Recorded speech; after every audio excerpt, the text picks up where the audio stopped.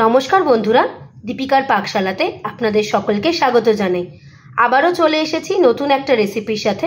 আজকে আপনাদের সাথে শেয়ার করব পটল দিয়ে সম্পূর্ণ একটি ভিন্ন স্বাদের নিরামিষ রেসিপি, সেটি হলো ভাপা পটল।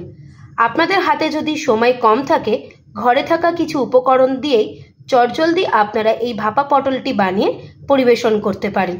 তো আসুন দেখে নেওয়া যাক আমার আজকের এই রেসিপিটি। পটল ভাপা বানানোর জন্য আমি এখানে নিয়েছি 300 গ্রাম মতো পটল। প্রথমেই আমি পটলের গাগুলোকে খুব ভালো করে ছাড়িয়ে নেব। তবে পুরো পটলের গা কিন্তু আমি ছাড়াবো না, এরকম করে পটলের গায়ে একটু একটু করে স্কিন রেখে দেব। এভাবেই আমি সমস্ত পটলগুলোকে ভালো করে ছাড়িয়ে নেব। সমস্ত পটল থেকে আমি খুব ভালো মতো খোসা ছাড়িয়ে নিয়েছি। এই আগাটা আর ডগাটা কেটে নেব। একটু লম্বা লম্বা করে পটলের মাঝখানে একটু ফালি দিয়ে নেব। এতে কি হবে, পটলের মধ্যে সমস্ত মশলাটা খুব ভালো মতো ঢুকে যাবে। প্রত্যেকটা পটলকে আমি এরকম মাঝখান থেকে ফালি দিয়ে নেব। সমস্ত পটল আমি খুব ভালো মতো কেটে নিয়েছি এবং প্রত্যেকটা পটলের গায়ে কিন্তু আমি এরকম লম্বা লম্বা করে একটু চিড়ে দিয়েছি। যেহেতু আমি ভাপা পটল বানাচ্ছি, অনেকেই ভাপা পটল বানানোর সময় পটল একটু কাঁচাই ব্যবহার করেন, তবে আমার পটল কাঁচা ভালো লাগে না। তার জন্য আমি আজকে ভাপা পটল বানানোর সময়তে পটলগুলোকে একটু ভেজে নেব। পটলগুলোকে আমি খুব ভালো মতো ধুয়ে নিয়েছি। এবার আমি লবণ আর হলুদ দিয়ে পটলটাকে মাখিয়ে নেব। তার জন্য প্রথমেই পটলের মধ্যে দেব 1 চামচ লবণ, দেব হাফ টিস্পুন হলুদ। লবণ আর হলুদের সাথে পটলটাকে খুব ভালো করে মেখে নেব। ভাপা পটলগুলোকে ভেজে নেওয়ার জন্য কড়াই দিয়েছি তেল।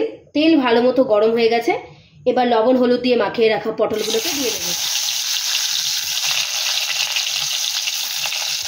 পটলগুলোকে আমি খুব ভালো মতো করে ভেজে নিয়েছি।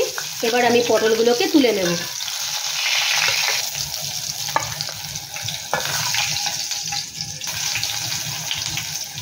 এইভাবেই আমি সমস্ত পটলগুলোকে ভালো করে ভেজে নেব।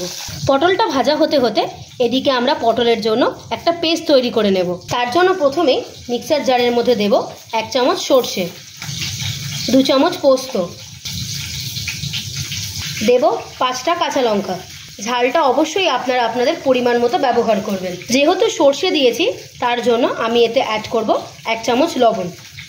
লবণ দিয়ে সর্ষে বাটলে সর্ষে কিন্তু তেতো হবে না। পরিমাণ মতো জল দিয়ে এর একটা মিহি পেস্ট তৈরি করে নেব। ভাপা পটল বানানোর জন্য প্রথমে আমি এখানে নিয়েছি একটা স্টিলের টিফিন কৌটো। এবার এই টিফিন কৌটোর মধ্যে আগে থেকে বেটে রাখা কাঁচা লঙ্কা, সর্ষে আর পোস্তর পেস্টটাকে দিয়ে দেব। মশলাটা ভালো মতো টিফিন কৌটোর মধ্যে দিয়ে দিয়েছি। এবার এর মধ্যে মশলা ধোয়া জলটাও দিয়ে দেব। জলের সাথে মশলাটাকে একটু ভালো করে মিশিয়ে দেব।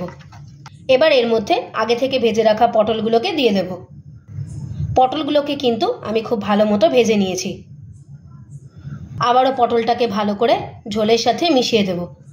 অনেকেই ভাপা পটল বানানোর সময়তে পটল ভেজে ব্যবহার করেন না, তবে একবার ভেজে পটল ব্যবহার করে দেখবেন, তার টেস্টও কিন্তু এক কথায় অসাধারণ।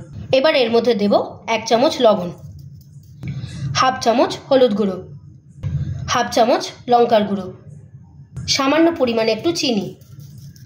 সব কিছু আবারও ভালো করে পটলের সাথে মিশিয়ে নেব। এবার এর মধ্যে দেব কয়েকটা চেরা কাঁচা লঙ্কা আর দেব পরিমাণ অনুযায়ী সরষের তেল। এবার এর মধ্যে দেব খুব সামান্য একটু রুম টেম্পারেচারে থাকা দুধ। সমস্ত কিছু ভালো করে পটলের সাথে মিশিয়ে দেব। দুধটা কিন্তু অবশ্যই রুম টেম্পারেচারে থাকা দুধই ব্যবহার করবেন, নাহলে কিন্তু দুধ কেটে যাওয়ার সম্ভাবনা থাকতে পারে। এবার পটলটাকে ভালো করে ভাপিয়ে নেব। পটল ভাপিয়ে নেওয়ার জন্য জলও ভালো মতো ফুটে গেছে। এবার এর মধ্যে আমি টিফিন বক্সটা দিয়ে দেব। টিফিন বক্স দেওয়ার সময় মাথায় রাখবেন, জল থেকে যেন টিফিন বক্সের মধ্যে বেশ খানিকটা দূরত্ব থাকে। বেশ কিছুক্ষণের জন্য চাপা দিয়ে ভালো করে পটলটাকে ভাপিয়ে নেব। পটলটা খুব ভালো মতো ভাপানো হয়ে গেছে। এবার আমরা ঢাকাটা তুলে নেব। এবার আমি বক্সটাকে ভালো করে জল থেকে তুলে নেব। এবার আমরা ঢাকাটাকে খুলে নেব। দেখুন পটলটা কি সুন্দরভাবে ভাপিয়ে গেছে। উপরের অংশটা আপনাদের দেখে হয়তো একটু শুকনো শুকনো লাগছে। আমি চামচের সাহায্যে পটলটাকে ভালো করে গ্রেভির সাথে মিশিয়ে দেব। এই যে আপনারা দেখলেই বুঝতে পাচ্ছেন, পটল থেকে কিন্তু সমস্ত রসটা একদমই শুকিয়ে যায়নি এবং পটলটাও কিন্তু খুব সুন্দরভাবেই সেদ্ধ হয়ে গেছে। দেখুন কত সুন্দরভাবে কেটে গেল। এবং ভাপানোর পরে পটলের যে স্মেলটা বেরিয়েছে সেটা এক কথায় অসাধারণ। আমি 15 মিনিটের জন্য পটলটাকে খুব ভালো করে ভাপিয়ে নিয়েছিলাম। খুব কম সময়ে আর কম উপকরণ দিয়ে যে কোনো নিরামিষ দিনে খাওয়ার উপযুক্ত ভাপা পটল আমাদের একদম তৈরি হয়ে গিয়েছে। রেসিপিটি যদি আপনাদের ভালো লেগে থাকে আপনারাও একবার বাড়িতে এইভাবে বানিয়ে দেখবেন আর আমাকে কমেন্ট করে জানাবেন রেসিপিটি আপনাদের কেমন লাগলো। রেসিপিটি যদি আপনাদের ভালো লেগে থাকে অবশ্যই একটা লাইক করে দেবেন।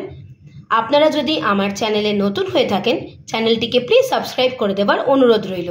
আর সাবস্ক্রাইব করে দেবার পরে পাশে থাকা বেল নোটিফিকেশনটি অবশ্যই ক্লিক করে দেবেন আমার চ্যানেলের নিত্য নতুন রেসিপির আপডেট পাওয়ার জন্য। ভালো থাকবেন, সুস্থ থাকবেন, দেখা হবে আবারও একটা নতুন রেসিপির সাথে। ধন্যবাদ।